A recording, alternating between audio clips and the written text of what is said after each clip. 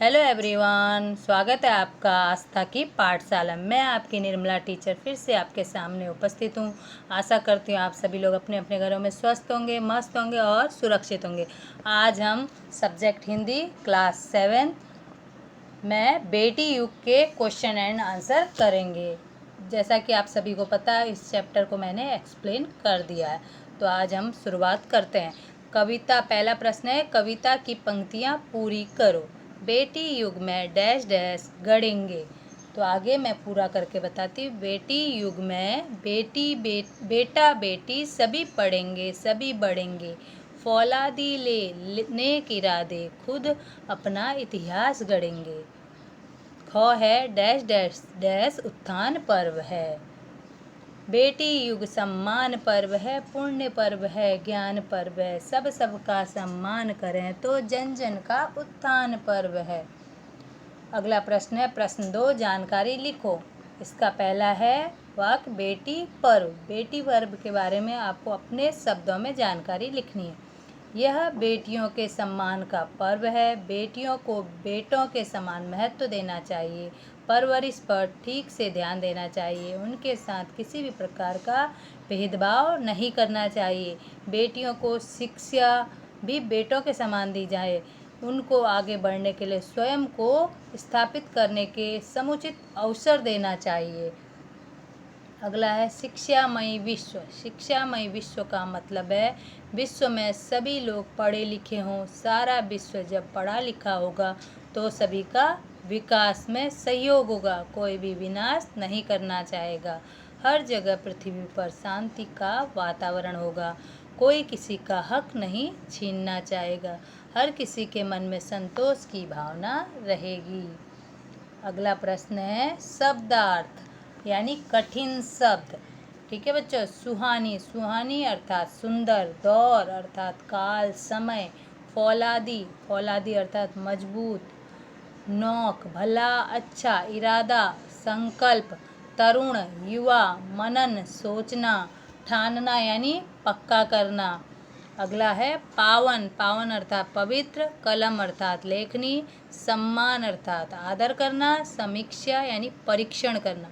उत्थान, प्रगति करना। पर्व, त्योहार। सयानी यानी बहुत समझदार। ओके। अगला है कोष्टक में उचित शब्द चुनकर रिक्त स्थानों की पूर्ति करो यानी फिल इन द ब्लैंक। तो मैंने यहाँ पे उत्तर भी लिख दिया है। नानी वाली कथा डैश अब भी जग में लगे सुहानी। नानी वाली कथा कहानी अब भी जग में लगे सुहानी।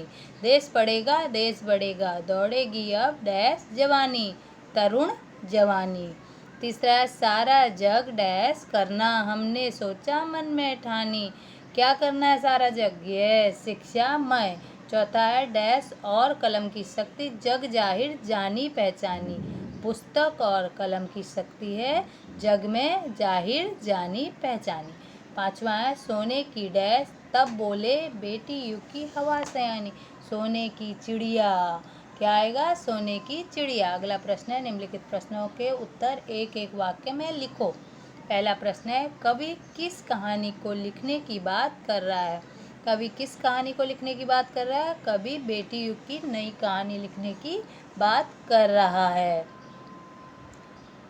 दूसरा प्रश्न है जब देश पढ़ेगा तो क्या होगा? जब देश पढ़ेगा तो देश आगे बढ़ेगा और तरुण जवानी दौड़ेगी। तरुण यानी युवा। युवा लोगों की जो पीढ़ी है वो बहुत आगे बढ़ेगी, तरक्की करेगी। आगे प्रश्न है कवि ने मन में क्या ठाना है? कवि ने मन में क्या ठाना है? कवि कौन थे बेटी युग के? यस, आनंद विश्वास जी। आनंद विश्वास जी। कवि ने मन में ठाना है कि सारे जग को शिक्षित करना है। अगला प्रश्न है जग ने किसकी शक्ति को पहचाना है? जग ने पुस्तक और कलम की शक्ति को पहचाना है। जरा सोचो और लिखो। अगर तुम्हें रुपये से भरा बटुआ मिल जाए यानी बटुआ यानी पर्स मिल जाए तो क्या करोगे आप? तो अपने शब्दों में लिखना है बच्चों। मैंने यहाँ पे लिख के दिया है यदि मुझे रुपये से भरा बटुआ मिल जाए तो मैं उसे खोलकर यह देखने की कोशिश करूँगा या करूँगी, डालोगे कि उसमें क्या है। सबसे पहले तो आप चेक करोगे ना उसमें क्या है। उसमें कोई पहचान पत्र, कोई आईडी कार्ड वगैरह रहेगा तो वह बटुआ उसके मालिक तक पहुँचाने की कोशिश करूँगी या करूँगा। यदि बटुए में पहचान पत्र न मिला तो मैं उसके मालिक को ढूंढने की कोशिश करूँगा या करूँगी। आसपास के लोगों से पूछूँगी या पूछूँगा कि उसमें से तो किसी का नहीं है। पहले वो पूछा जाएगा कि आप लोगों में से तो किसी का नहीं है वह बटुआ।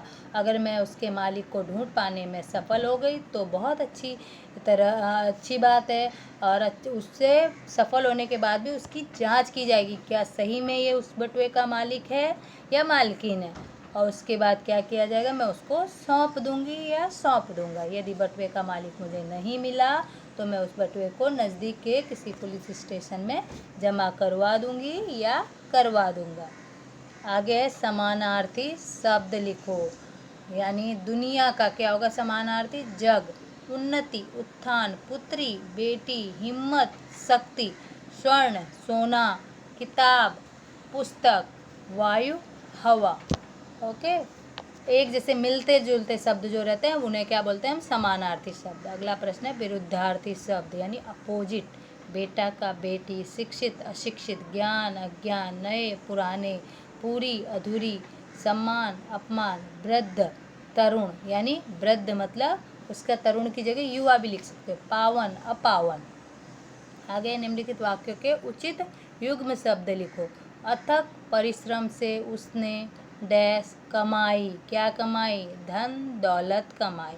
सेहत के लिए डैश अच्छा होता है, हम लोग बोलते हैं ना दाल भात, यस ऐसे बोलेंगे घूमना फिरना सेहत के लिए अच्छा होता है। दीपावली में घर घर मिठाई बढ़ती है या बनती भी है, बढ़ती भी है, हम बढ़ती है भी डाल सकते हैं। दीपावली में घर घर मिठाइयाँ बनती है या बांटी जाती है। अंतर्जाल की सुविधा गांव-गांव में उपलब्ध है, अंतर्जाल की सुविधा गांव-गांव में उपलब्ध है। अगला है बाजार से बहुत सारे डैश खरीद कर लाए, क्या, फल फूल। अगला है बच्चों ने मैदान पर फैला डैश इकट्ठा किया, कूड़ा कचरा इकट्ठा किया। समारोह में सभी डैश वालों को आमंत्रित किया, जान पहचान वालों को आमंत्रित किया। बगीचे में आते ही सभी बच्चे डैश दौड़ने लगे, बगीचे में आते ही कहाँ आए, दौड़ने लगे सभी बच्चे, इधर उधर दौड़ने लगे। अगला, आशा करती हूँ आप सभी को ये वीडियो पसंद आया होगा, तो आप सभी बच्चे इसको लिख लेंगे। बच्चों अपनी हिंदी नोटबुक में लिखना है आपको। धन्यवाद। अगर आपको ये वीडियो पसंद आया तो लाइक कीजिए, शेयर कीजिए एंड सब्सक्राइब कीजिए।